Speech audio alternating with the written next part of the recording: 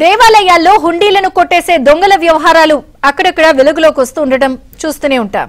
కానీ కంచే చేను వేసే చందంగా దేవాదాయ శాఖలోనూ కొందరు ఇంటి దొంగల హుండీలను కాజేస్తున్నట్లు తీవ్ర స్థాయిలో ఆరోపణలు వినిపిస్తున్నాయి. ఇటీవల తిరుమల తిరుపతి దేవస్థానంలో పరకామణి చోరీ కేసు ఎంత సంచలనం సృష్టించిందో తెలిసిందే.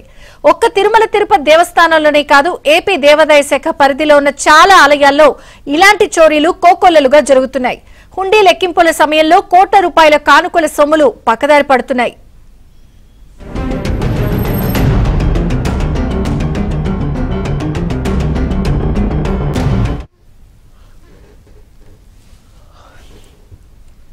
ఇంకా శాఖ పరిధిలో దాదాపు 20,000కు పైగా ఆలయాలుండగా వీటికి హుండీతో పాటు దాతల విరాళాలు, భూములు, షాపుల లీజులతో పాటు ఇతర మార్గాల ద్వారా కోట్లలో ఆదాయం వస్తోంది.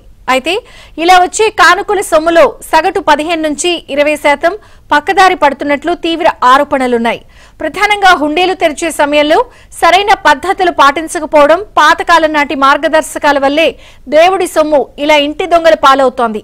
ఇందులో ఆలయ అధికారులు, పాలక మండలితో పాటు వంశ పారంపర్య ధర్మకర్తల మండలి పాత్ర కూడా ఉంటున్నట్లు విమర్శలున్నాయి.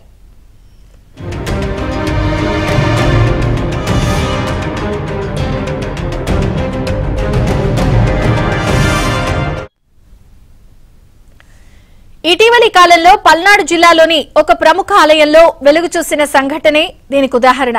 పల్నాడు జిల్లాలో పేరొందిన ఓ అమ్మవారి ఆలయానికి ఏటా కోట్లలో ఆదాయం వస్తోంది. ఆ ఆలయంలో ప్రతి 3-4 నెలలకోసారి హుండీ తెరిచి కానుకల సొమ్మును స్థానిక సిబ్బంది భక్తుల సమక్షంలో లెక్కిస్తూ వస్తున్నారు.